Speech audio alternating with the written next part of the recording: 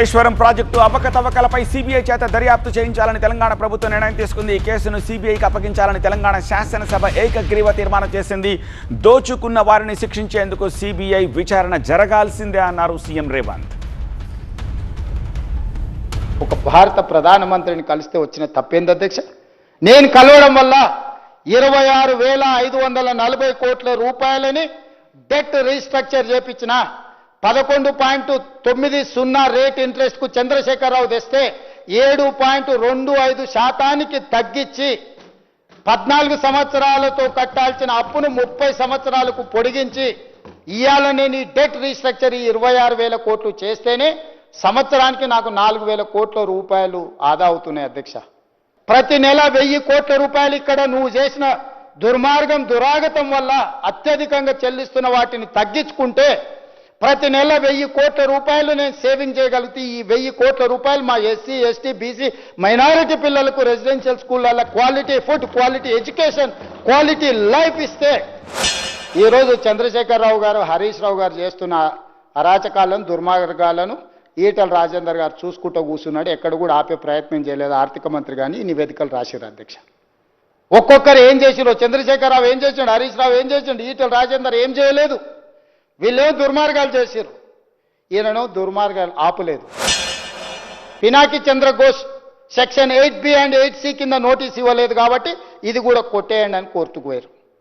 Court అన్నది ఇప్పుడు కొట్టేసేంత urgent ఏం లేదు, ప్రభుత్వం ఏం చేస్తుందో చూద్దామని. ఆ తర్వాత నిన్న ఇంటరిమ్ అప్లికేషన్ వేసిండ్రు అధ్యక్ష. అసెంబ్లీలో చర్చ చేసిరు కానీ నన్ను మా మామని ఏం అనొద్దు, మేము దొంగతనాలు చేస్తూనే ఉంటాం, దోపిడీలు చేస్తూనే ఉంటాం.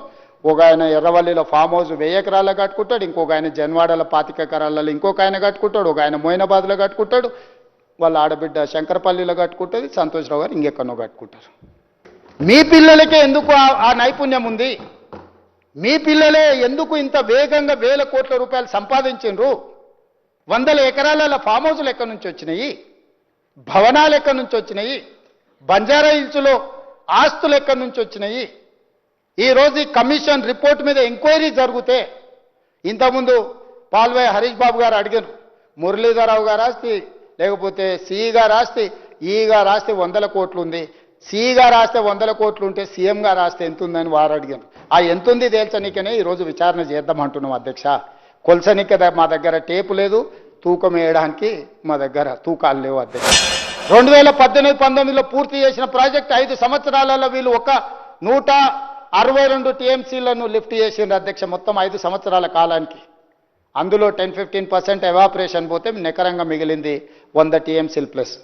ఈరోజు ఆ 100 TMCలు 5 ఏళ్లలో ఎత్తుతే కరెంటు బిల్లు 9,500 కోట్ల రూపాయల అధ్యక్ష. ప్రాజెక్టు డిజైన్, నిర్మాణం, ఫైనాన్సింగ్లో వ్యాప్కోస్ వంటి కేంద్ర ప్రభుత్వ రంగ సంస్థలు, PFC, REC వంటి ఆర్థిక సంస్థలు పాలు పంచుకున్నందున ఈ కేసును అధ్యక్ష సెంట్రల్ బ్యూరో ఆఫ్ ఇన్వెస్టిగేషన్కి అప్పగించడం సముచితము. అందుకే ఈ కేసు దర్యాప్తును సెంట్రల్ బ్యూరో ఆఫ్ ఇన్వెస్టిగేషన్కు అప్పగించడానికి సభ నిర్ణయం తీసుకుంటున్నది తమ అనుమతితో అధ్యక్ష. ఎన్నో రకాల అంశాలు, విచారణ అర్హమైన విషయాలు ఇందులో ఉండడం వల్ల సిబిఐ ఎంక్వైరీకి మా ప్రభుత్వం ఆదేశాలు జారీ చేయనైనది.